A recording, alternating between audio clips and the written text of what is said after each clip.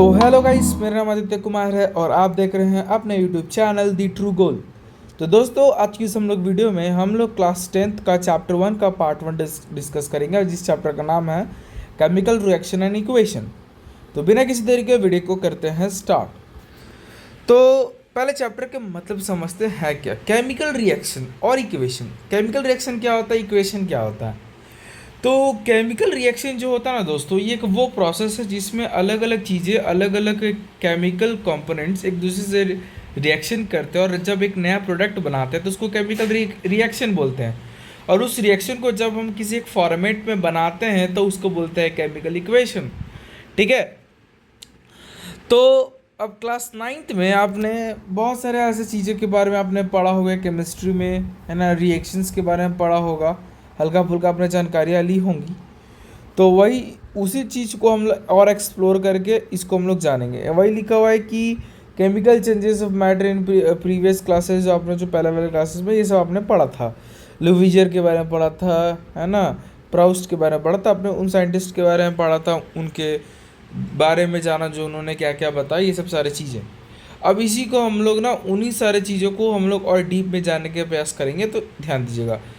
एक एक्टिविटी 1.1 है, कह रहा है कि आपको ना एक मैग्नीशियम रिबन लेना है जो 3 से 4 सेंटीमीटर लॉन्ग होना चाहिए, और उसको आपको सैंड पेपर से रब करके साफ़ करना है। ठीक है। फिर आपको एक ऐसे टोंग से उसको पकड़ना है और एक लैंप स्ट्रिप को पास में ला करके उसको आपको जलाना है।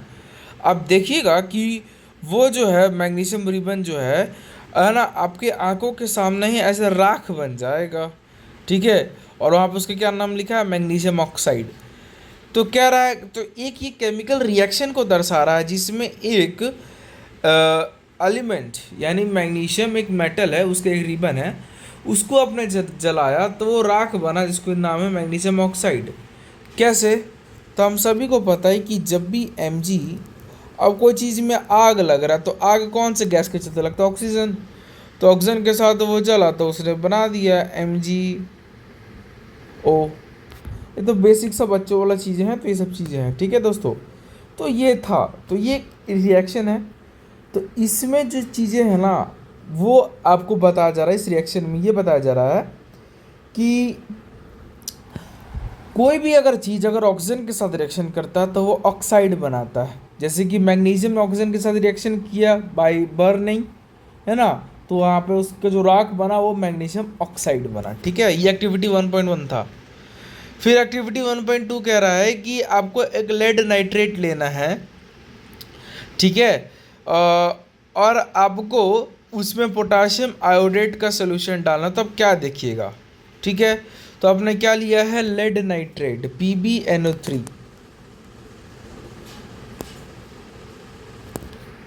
तो ये इसका जो रिएक्शन है कुछ इस प्रकार से होगा। तो आप यहाँ पे ध्यान दीजिएगा, मैं यहाँ पे लिख रहा हूँ। तो PbNO3 होल ट्वाइस, यहाँ पे ऐसा क्यों, क्योंकि NO3 का वैलेंसी 1 है और लेड का वैलेंसी कितना होता है, 2 होता है। तो ये 2 इलेक्ट्रॉन छोड़ेगा, ये 1 लेगा, तो इसको बैलेंस करने के लिए तभी हमें अपना दोस्त को बुलाएगा, तब ना इसका 2 इलेक्ट्रॉन छोड़ा हुआ ही लेगा, इसीलिए। प्लस पोटाशियम आयोडेट, है ना, तो Ki, ओके, पोटाशियम आयोडेट। फिर यहाँ पे इट गिव्स क्या हमें देगा, अब देखिए यहाँ पे रिएक्शन होगा। अब यहाँ पे जो Pb है ना, ई पकड़ लगा इसको, I को, तो PbI2, और यहाँ पे 2 क्योंकि पोटेशियम का वैलेंसी 1 है और इसके यहाँ पे कुछ नहीं लगा, इसका मतलब आयोडीन का वैलेंसी 1 है, और रेड का वैलेंसी 2 है और आयोडीन का वैलेंसी 1 है। इसीलिए क्या होगा कि ये जो लेड है अपना 2 इलेक्ट्रॉन छोड़ेगा, ये एक ही लेगा, इसलिए अपना एक और साथी बुलाएगा, तो फिर यहाँ पे हो गया। प्लस अब यहाँ पे देखिए बचा पोटाशियम, पोटाशियम का वैलेंसी 1, NO3 का वैलेंसी 1, तो बनेगा KNO3। तो इस तरीके से ये रिएक्शन बनेगा, और आपको क्या करना है, इसको बैलेंस करना है। अब हम केमिकल, ये देखिए केमिकल रिएक्शन हो गया। रिएक्शन क्या हो गया कि लेड नाइट्रेट रिएक्ट कर रहा है पोटेशियम आयोडेट के साथ। ठीक है। अब हमने क्या किया, उसके इक्वेशन बना दिया जो यहाँ पर है। अब इसको हमें क्या करना है, अब इसको हमको तो बैलेंस करते हैं। तो पहले देखते हैं यहाँ पे, जैसे कि ये एक चीज़, इसको यहाँ पे पकड़ते हैं, तो क्या आ रहा है कि PbI2, यहाँ पर देखिए, यहाँ पर आयोडीन कितना है, 2 है, तो यहाँ पे अगर मैं यहाँ पे 2 लगा सकता हूँ क्या, हाँ ऑब्वियसली लगा सकता हूँ, 2 हो गया। अब आयोडीन तो 2 हो गया, लेकिन पोटाशियम भी 2 हो गया, तो यहाँ पे हम लोग 2 लगा दिए, पोटाशियम में 2 हो गया। ओके, अब Pb1 है, Pb1 है, ठीक है। NO3 यहाँ पे कितना है, 2 है, यहाँ पे NO3 2 हो गया, तो ये बैलेंस हो गया। तो इस तरीके से जो केमिकल इक्वेशन है हमने इसको क्या किया, बैलेंस किया है। और आप जो था थोड़ा सा बैक फॉरवर्ड करके आप इसको बैलेंस कीजिए खुद से, और इसको लिखिए, बनाइए, प्रैक्टिस कीजिए। तो ये हो गई एक्टिविटी 1.2। और ये जो एक्टिविटी है इसको हम लोग प्रेसिपिटेशन रिएक्शन भी बोलते हैं, ठीक है, क्योंकि इसमें लेड जो बना था, लेड नाइट्रेट जो पोटेशियम आयोडेट के साथ रिएक्शन किया था, जिससे पोटेशियम आयोडेट बना था, वो एक येलो फॉर्म ऑफ क्रिस्टलाइजेशन होता है, yellow form of crystallization, yellow रंग का होता है, येलो क्रिस्टलाइजेशन होता है, इसलिए उसको पीपीटी रिएक्शन भी बोलते हैं। तो बस इसमें इतना ही है, आप नहीं भी याद रखिएगा तो कोई दिक्कत नहीं है, बस इतना याद रख लीजिएगा, इस रिएक्शन को हम लोग प्रेसिपिटेशन रिएक्शन भी बोलते हैं। अब एक्टिविटी 1.3 कह रहा है कि आपको एक थोड़ा अमाउंट में जिंक ग्रेन्यूल्स लेना है कॉनिकल फ्लेक्स में, जो यहाँ पे है। फिर आपको उसमें डाइल्यूट हाइड्रोक्लोरिक एसिड नहीं तो सल्फ्यूरिक एसिड डालना है, और आपको देखना है कि उस जिंक ग्रेन्यूल के साथ क्या होगा उस कॉनिकल फ्लेक्स में, है ना। क्या उसमें किसी प्रकार का टेम्परेचर चेंज होगा कि नहीं होगा, हाँ टेम्परेचर चेंज होगा। अब देखिए कैसे, तो यहाँ पर देखिए, यहाँ पर हम बात कर रहे हैं कि जिंक ग्रेन्यूल, जिंक एक मेटल है दोस्तों, जिंक एक मेटल है, जिंक इज ए मेटल। इसका रिएक्शन हमने करवाया है HCl के साथ, डाइल्यूट HCl। अब देखिए दोस्तों, यहाँ पे ना बात ये है कि HCl जो यहाँ पे डाइल्यूट है, और एक एसिड ना, एसिड में भी अगर HCl की बात करते हैं तो कोई भी एसिड 2 टाइप्स के हो सकते हैं, एक डाइल्यूट वाला, एक कंसनट्रेटेड वाला। कंसनट्रेटेड एसिड उसको बोलते हैं जिसमें थोड़ा सा भी अमाउंट में वाटर नहीं होता है, और डाइल्यूट एसिड उसको बोलते हैं जिसमें वाटर का अमाउंट होता है, वाटर का मात्रा होता है। अगर तो दोनों में खतरनाक कौन, तो कंसनट्रेटेड वाला, क्योंकि पानी ही नहीं, वो एकदम प्योर है। डाइल्यूट वाला में पानी है तो इसलिए इम्प्योर। और आपके लिहाज से, क्योंकि आपके टीचर स्कूल में आपको एक्सपेरिमेंट करवाएंगे, तो इसीलिए वहाँ पे बोला गया है डाइल्यूट HCl। ओके, तो उसी तरीके से आप इसको आइडेंटिफाई कर सकते हो। अब आपको क्या करना है, अब इसका रिएक्शन होगा दोस्तों, है ना, रिएक्शन होगा। अब देखिए, तो ये जिंक है ना, ये पकड़ेगा क्लोरीन को, क्या कि तुरंत हम छोड़ेंगे नहीं, तो यहाँ पे ZnCl2 बनेगा। अब यहाँ पे ZnCl2 मैंने क्यों लिखा, क्योंकि जिंक का वैलेंसी कितना होता है, 2 होता है, एटॉमिक नंबर 30 होता है, इसका वैलेंसी 2 होता है। अब क्लोरीन का एटॉमिक नंबर 17 होता है, उसका वैलेंसी 1 होता है, क्योंकि 2 8 7 जाता लास्ट में, तो बचा 1 बचा ना दोस्तों, इसीलिए। अब होगा क्या कि एक इलेक्ट्रॉन लेगा, इदू को छोड़ेगा, तो कैसे बात चले, तो इदू को छोड़ा, ये एक लिया, तो अपन एक दोस्त को बुला लिया, चल ना उसका 2 को छोड़ता है इलेक्ट्रॉन, दूर ले लेके। अब बचेगा हाइड्रोजन, ठीक है, तो हाइड्रोजन गैस उड़ गया, तो हाइड्रोजन क्या उड़ा, जब उसको हीट करेंगे तब ना कोई गैस उसमें से निकलेगा, तो यहाँ पे हाँ हीट जनरेशन हुआ है, ठीक है। ये इक्वेशन है, अगर आप बैलेंस करना कर लीजिए। यहाँ पे हमने 2 लगा दिया दोस्तों, देखिए मैंने यहाँ पे 2 लगाया, 2 हाइड्रोजन हो गया, 2 क्लोरीन हो गया, जिंक एक था, हो गया बैलेंस। तो इस तरीके से आपको बैलेंस करना, धीरे धीरे समझना आपको, ठीक है। तो वैसे भी आपको बैलेंसिंग का एक ट्रिक आगे बताया जाएगा, तो आगे हम लोग देखेंगे उसको, ठीक है। तो इन जितने भी रिएक्शन थे हमने इसे क्या आइडेंटिफाई किया, हमने इसे आइडेंटिफाई किया कि इसमें स्टेट में बदलाव हुआ। ये देखिए, जैसे ये सॉलिड था, ये कैसे वो पाउडर टाइप का हो गया, वो है ना। इसमें देखो, ये इसमें गैस बन रहा है ना, इसमें क्रिस्टलाइजेशन हो रहा है वो, और ठोस हो जा रहा है, तो स्टेट चेंज हो गया। दूसरा, कलर में चेंज, कलर भी बदलाव होता है किसी भी रिएक्शन में। तीसरा, इवोल्यूशन ऑफ गैस बना, और टेम्परेचर में चेंज, इसमें टेम्परेचर भी चेंज हुआ। तो तुमसे पूछ सकते हैं यहाँ पे क्वेश्चन कि अगर कभी भी किसी प्रकार का केमिकल इक्वेशन हो, केमिकल रिएक्शन हो, तो मतलब किसी भी केमिकल रिएक्शन के उसकी केमिकल इक्वेशन में क्या बदलाव हो सकता है, तो बदलाव के रूप में अगर हम बोले तो हम ये बोल सकते हैं कि उसमें कुछ 4 बदलाव होंगे।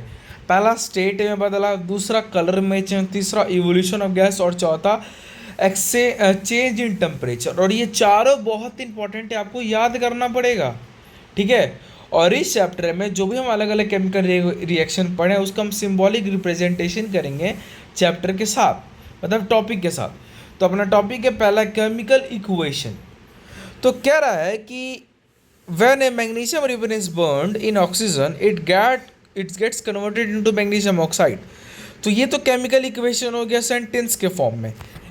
इसके डिस्क्रिप्शन ये दिया हुआ है कि मैग्नीशियम बन जब ऑक्सीजन के साथ जलता है तो मैग्नीशियम ऑक्साइड में बदलता है, तो केमिकल इक्वेशन हो गया।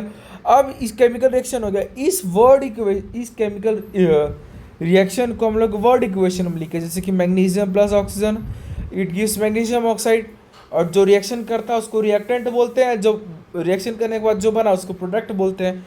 ठीक है, ये इंपॉर्टेंट चीज़ है। लेकिन अब हम इसको क्या करेंगे, इसको हम लोग कर देंगे वर्ड्स के रूप में, नहीं सिंबल्स के रूप में। जैसे मैग्नीशियम का सिंबल क्या होता है, Mg, ऑक्सीजन का O2 गिव्स MgO। ठीक है, अब इसको बैलेंस करो, यहाँ पे 2 ऑक्सीजन, यहाँ पे 2 कर दिए, मैग्नीशियम 2, यहाँ पे 2 कर दिए, हो गया बैलेंस। तो इस तरीके से ये इक्वेशन हुआ है। वो सिंपल था, अभी मुश्किल तो है नहीं।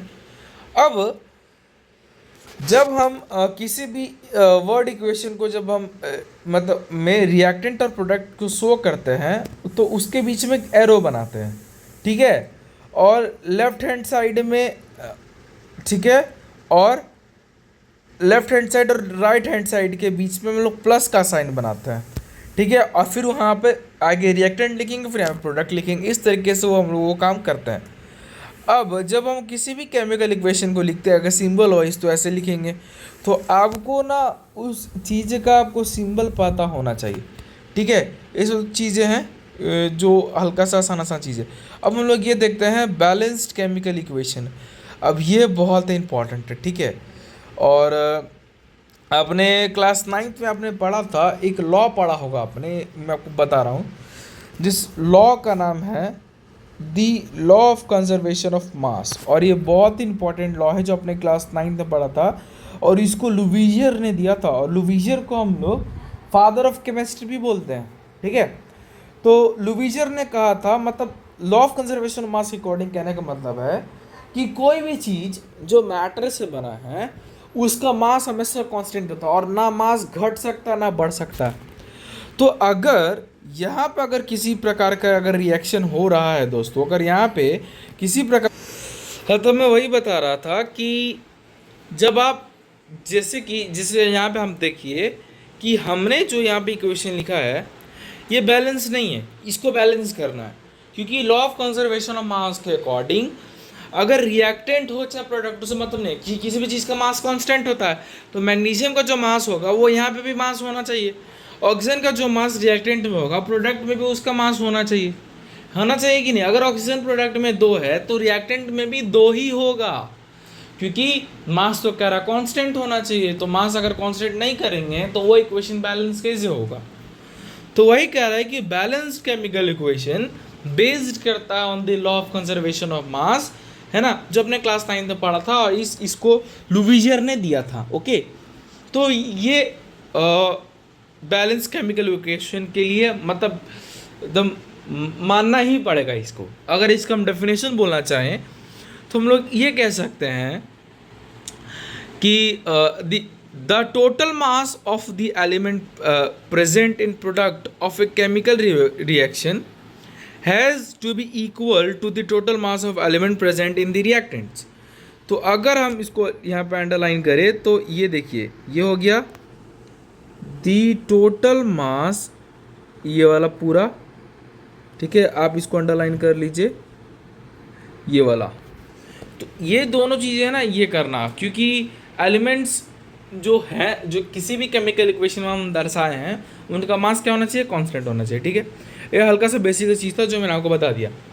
अब जैसे यहाँ पर एक एग्जांपल लिया हुआ है कि जिंक प्लस सल्फ्यूरिक एसिड। अब वहाँ पे HCl का एग्जांपल लिए थे, तो यहाँ भी इस तरीके के एग्जांपल ले सकते हो। अब इसका यहाँ पे एक वर्ड केमिकल इक्वेशन है कि zinc plus sulphuric acid gives zinc sulphate और हाइड्रोजन। अब कैसे, अब देखिए होता क्या है कि जब जिंक, यहाँ पे एक और तरीका दिया हुआ है नीचे में, तो वो तरीका से भी हम लोग बनाएंगे, लेकिन ऐसे हम लोग एक तरीका, देखिए ये तरीका है ना, नंबर काउंट करके। लेकिन हम लोग एक और तरीका से मैं आपको भी बताऊंगा। तो मुझे जो जैसे मैं बनाता हूँ ना, खाली इक्वेशन में डायरेक्टली बना देता हूँ, तो वो मुझे ज़्यादा आसान लगता है। जैसे वो आप पर डिपेंड करता है, मैं आपको दोनों बता दूंगा, फिर आप कैसे, अगर समय बचाना है तो मैं जैसे बनाता हूँ वैसे बनाइए। ठीक है, अब जैसे कि मैंने यहाँ पर जिंक लिया प्लस सल्फ्यूरिक एसिड H2SO4। ठीक है, अब रिएक्शन करेगा। अब देखिए जिंक जो है ई पकड़ लेगा SO4 को, ठीक है। तो मैं काम कर रहा हूँ ना कि मैं इसको ना थोड़ा सा इधर से लिखता हूँ कि आप लोग को भी आसानी हो। तो zinc plus H2SO4 gives ZnSO4। क्यों? क्योंकि सल्फेट का वैलेंसी कितना 2 और जिंक का वैलेंसी कितना 2 है ना। तो ZnSO4 प्लस H2 हो गया, ये बैलेंस है। हाँ जरूर बैलेंस, जिंक एक है, जिंक एक है, SO4 एक है, SO4 एक है, हाइड्रोजन 2 है, हाइड्रोजन 2 है। अब अगर SO4 का आपको वैलेंसी निकालना तो कैसे निकालोगे? तो यहाँ पर SO4 में देखिए, SO4 में क्या क्या है। SO4 में जैसे SO4 है ना, CO3 है, CO2 है, ये सब जितना भी रहता इसे अगर वैलेंसी अगर निकालना चाहिए तो हम लोग कैसे निकालें? जैसे कि SO4 है तो SO4 में सल्फर का एटॉमिक नंबर कितना? सल्फर का एटॉमिक नंबर 16, ठीक है। तो इसको लिखेंगे तो कैसे लिखेंगे? क्या मैं इसको ऐसे लिख सकता हूँ 2 8 6, 2 और 8 10 और 6 16। अब हम इसमें करेंगे क्या, जो इस टाइप का जो रहता है ना, इसमें सबसे आगे में रहता है जैसे कि सल्फर, तो उसका हम लोग वैलेंस इलेक्ट्रॉन लिख लेते हैं। तो ये प्लस में, तो प्लस में हमने लिख दिया, ठीक है। और ऑक्सीजन जो इधर है, ऑक्सीजन जो है इसका वैलेंसी लिखते हैं। तो एक ऑक्सीजन का कितना वैलेंसी 2, 4 ऑक्सीजन का वैलेंसी कितना होगा 8। और ऑक्सीजन पे कौन सा चार्ज होता है? माइनस चार्ज, ठीक है। जो एलिमेंट इलेक्ट्रॉन लेते हैं उनमें माइनस चार्ज रहता है, मतलब जो एलिमेंट इलेक्ट्रॉन लेते हैं उनमें माइनस चार्ज लगता है, और जो एलिमेंट्स इलेक्ट्रॉन देते हैं उनमें प्लस चार्ज लगता है। तो जितने भी नॉन मेटल्स होते हैं, जैसे कि ऑक्सीजन एक नॉन मेटल है, तो उस पर माइनस चार्ज लगता है, और खास करके जितने भी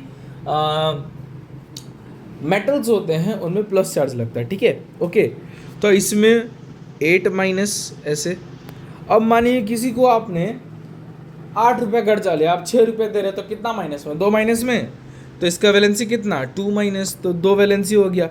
तो जिंक 2 देता है, SO4 सल्फेट 2 लेता है, इसलिए ZnSO4, ठीक है। तो इस तरीके से कोई वैलेंसी निकालना, तो अलग अलग जैसे रहेगा ना, अलग अलग आप लोग वैसे निकाल सकते हो। मैं आपको इसलिए बता दूं कि बेसिक चैप्टर है आपका केमिस्ट्री का, और आगे आपको हर चैप्टर में बैलेंसिंग करना ही करना है, ठीक है। बैलेंसिंग इंपॉर्टेंट है आपके लिए, तो इसीलिए मैं आपको बता रहा हूँ, ओके। तो ये सब चीज़ें हो गया। अब हम लोग आगे बढ़ते हैं और आगे देखने का प्रयास करते हैं। अब देखिए यहाँ पे एक तरीका से मैंने आपको यहाँ पे बताया। अब दूसरा तरीका ये है, आपको क्या करना है, लेफ्ट हैंड साइड जो रिएक्टेंट का है और राइट हैंड साइड जो प्रोडक्ट का है उसमें देखना है कौन एलिमेंट कितना अमाउंट ऑफ प्रेजेंट है। जैसे जिंक कितना है रिएक्टेंट में 1, ठीक है, यहाँ पे ऐसे काउंट कर लीजिए लिख के, जिंक कितना 1 है, 1 है। हाइड्रोजन कितना है 2 है, उस तरफ भी कितना है 2 है। सल्फर कितना है 1 है, उधर भी 1 है। ऑक्सीजन कितना है, इधर 4 है उधर 4, तो ये बैलेंस हुआ। इस तरीके से भी आप बना सकते हो, है ना। आप इक्वेशन लिखिए, केमिकल इक्वेशन लिखिए, है ना, फिर वैसे वैसे काउंट करके राइट हैंड साइड और लेफ्ट हैंड साइड में कितना कितना है आप उसको लिखिए, और अगर गड़बड़ी होगा तो उसको बैलेंस कीजिए। ये सब चीज़ें हैं, ठीक है। फिर यहाँ पे कह रहे हैं कि आपको इसको बैलेंस करना है, ठीक है। तो इसको बैलेंस हम लोग करते देख, जैसे कि यहाँ पे दिया हुआ, तो इसी तरीके से करते हैं। तो कह रहा है कि जब भी आयरन हाइड्रोजन के साथ वाटर के साथ रिएक्शन करता है तो वो फेरस ऑक्साइड प्लस क्या बनाता है, हाइड्रोजन बनाता है, ठीक है। अब इसको हमको बैलेंस करना है, तो यहाँ पे इस तरीके से दिया हुआ है। अब एक तरीके से कर सकते तो कीजिए, नहीं तो मैं आपको जैसे कर रहा हूँ आप वैसे कीजिए, ठीक है, आपके लिए जो आसान रहे। तो Fe plus H2O gives Fe3O4 plus H2, ये रिएक्शन है। अब देखिए इसमें कितना है उसको काउंट कीजिए। आयरन कितना 3, तो मैंने यहाँ पे 3 कर दिया, ओके।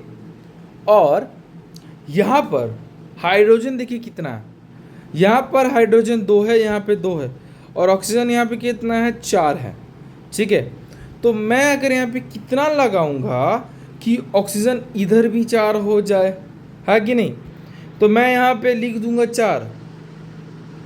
अगर मैंने यहाँ पे लिख दिया 4 तो ऑक्सीजन हो गया 4, लेकिन हाइड्रोजन कितना हो गया 8 हो गया, तो फिर मैं यहाँ पे भी 4 लिख दूंगा, हो गया बैलेंस, बात खत्म। तो ऐसे ऐसे बढ़ा देंगे तो हो जाएगा, ठीक है। तो ये सब चीज़ें हैं, तो इस तरीके से आप कर सकते हैं। तो एक ये तरीका हो गया, और यहाँ पर जो एक तरीका है आप इसके हिसाब से देखिए, यहाँ पे काउंट कीजिए, है ना। यहाँ पे देखिए किसको किसको बैलेंस करना वो यहाँ पे दिया हुआ है। तो मैं कहता इस तरीके से ये सिंपल है, ठीक है। ज़्यादा दिमाग लगाने की जरूरत आपको नहीं पड़ेगा। ओके, फिर हम लोग आगे बढ़ते देखेंगे, फिर वहीं पे किया हुआ है कि कैसे कैसे बैलेंस करना, ठीक है। ये सब स्टेप्स वाइज है, अब वैसे कि जैसे मैं आपको बता रहा हूँ। तो ये चीज़ हो गया। अब एक और चीज़ है कि जब भी हम केमिकल इक्वेशन लिखते हैं ना दोस्तों, तो उस केमिकल इक्वेशन के दौरान हम लोग क्या करते हैं ना, हम लोग अलग अलग एलिमेंट्स में हम लोग क्या करते हैं कि उनके फिजिकल स्टेट भी लिखते हैं। अब जैसे कि कोई एलिमेंट है वो किसी के रिएक्शन कर रहा है तो वो सॉलिड स्टेट है, और रिएक्शन के बाद वो सॉलिड ही है, तो सॉलिड के बगल में एस लिख देंगे, लिक्विड है तो एल लिख देंगे। तो इस तरीके से हम चीज़ें करते हैं, ठीक है।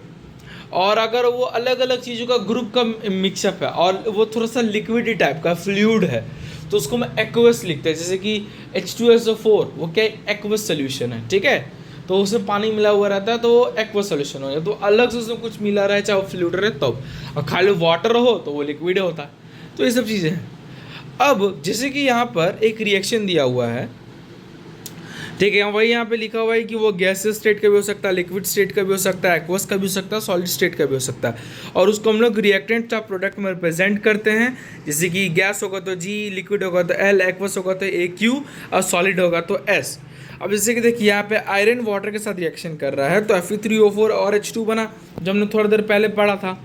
अब आयरन क्या है, सॉलिड है तो S लिख दिया। वाटर क्या है, यहाँ पे देखिए एक चीज़ यहाँ पे ध्यान रखिए, यहाँ पे GQ लिखा हुआ है। जब आप आगे पढ़िएगा ना, जैसे कि मेटल एंड नॉन मेटल जब पढ़िएगा, आगे पढ़िएगा, थर्ड चैप्टर जाएंगे केमिस्ट्री के, तो आप उसमें जानिएगा ना कि आयरन जो है ना, आयरन एल्यूमिनियम, ठीक है, ये दो ऐसे एलिमेंट होते हैं ना जो नॉर्मल पानी के साथ रिएक्शन कर भी नहीं करता है, ठीक है। नॉर्मल पानी के साथ रिएक्शन कर रहा है, भाप के साथ रिएक्शन करते हैं, स्टीम के साथ। तो वहाँ पे हाइड्रोजन के बगल, वाटर के बगल में G यानी गैस लिखा हुआ है। और वही जब हम बात करते हैं पोटाशियम और सोडियम की, तो नॉर्मल ठंडा पानी से भी रिएक्शन कर लेगा। लेकिन कैल्शियम और मैग्नीशियम में दो ऐसे एलिमेंट हैं जो गर्म पानी के साथ रिएक्शन करते हैं, ठंडे पानी के साथ नहीं। एल्यूमिनियम और आयरन तो इतना खतरनाक तो भाप के साथ करेंगे रिएक्शन, तो वाटर वेपर के साथ रिएक्शन करते, तो वाटर वेपर तो गैस होता है, इसलिए वहाँ पे G लिखा हुआ, ठीक है। फिर वहाँ पे ये रिएक्शन के ऑक्सीजन के साथ आयरन ऑक्साइड बनाया, है ना, फेरस ऑक्साइड बनाया, तो वो और सॉलिड हो गया। फिर वहाँ पे हाइड्रोजन गैस हो गया तो गैस हो गया। तो इस तरीके से हम लोग फिजिकल स्टेट भी करते हैं, ठीक है। फिर यहाँ पर दिया हुआ है जैसे कि समटाइम्स कोई रिएक्शन जो होते हैं वो डिपेंड करते हैं, है ना, टेम्परेचर पर, प्रेशर पर, कैटलिस्ट पर, है ना। तो ये सब जितने भी होते हैं ना, ये रिएक्शन के रेट को बढ़ा देते हैं। कैटलिस्ट बहुत सारी चीज़, जैसे कि निकल होता है, पैलेडियम कैटलिस्ट होता है जो केमिकल रिएक्शन के रेट को बढ़ा देता है, increase the rate of chemical reaction, ठीक है। फिर टेम्परेचर भी बढ़ा सकता है, प्रेशर भी बढ़ा सकता है। जैसे फॉर एग्जांपल यहाँ पे दिया है कि CO2 प्लस हाइड्रोजन 40 ATM यानी प्रेशर पे, मतलब ATM एटमॉस्फेरिक प्रेशर पर जब हम इसको हम लोग रिएक्शन करवाते हैं तो वो CH3OH बनाता है जो लिक्विड है ये, और ये रेट को बढ़ा रहा है ना। फिर ये फोटोसिंथेसिस वाला रिएक्शन है, क्योंकि प्लांट क्या लेता है, CO2 और वाटर लेता है, in the presence of sunlight and chlorophyll के प्रेजेंस वो ग्लूकोज बनाता है, ठीक है। फिर वाटर बना, फिर H2 बना। अब इसको बैलेंस देखिए, बैलेंस है कि नहीं, और इसको ध्यान से देखिएगा।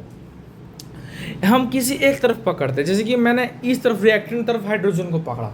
अब रिएक्टेंट में गिनिए हाइड्रोजन कितना अमाउंट में, तो 12 × 2 कितना हो गया, 24, ठीक है। 12 × 2 24 हो गया।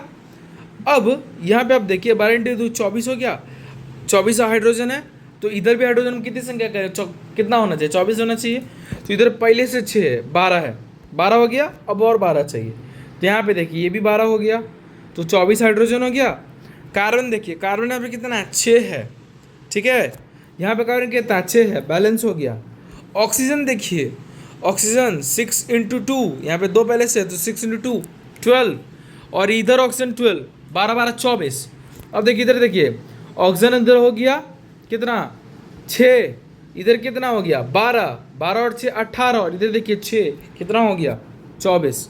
अब इसको अगर मैं चाहूँ तो अब इसको मैं लिख के आपको दिखा देता हूँ, आप उस तरीके से आप समझ सकते हो। तो जैसे कि मैंने यहाँ पे लिखा CO2 plus H2O gives C6H12O6 plus O2, और यहाँ पे प्लस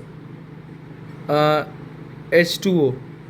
ठीक है, अब मुझे इसको बैलेंस करना है। ठीक है दोस्तों, तो अगर मैं इसको बैलेंस करूँ, जो मैं थोड़ा ना इसको और अच्छे से लिखता हूँ कि आप लोग को भी आसानी हो जाए देखने में। तो मैंने लिखा यहाँ पर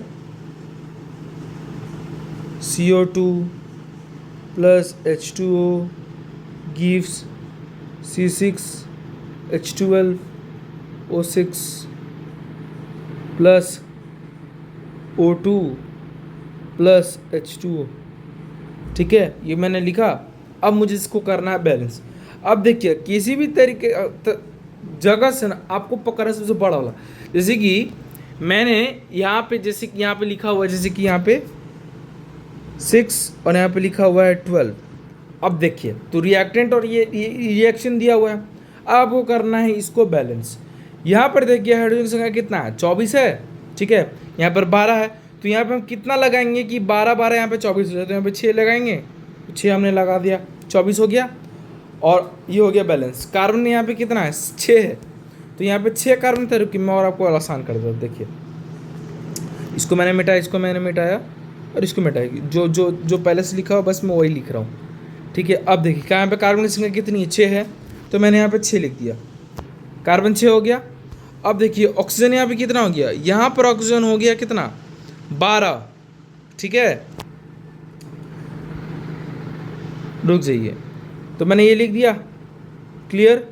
अब हम इसमें कितना लगाएंगे कि यहाँ पर जो ऑक्सीजन जो यहाँ पे पहले से 12 है और यहाँ पे एक 7 है और यहाँ पे कितना 6 2 8 और एक यहाँ पे 9 है, तो बैलेंस है नहीं। तो हम लोग क्या करेंगे, इवन नंबर जोड़ते हैं।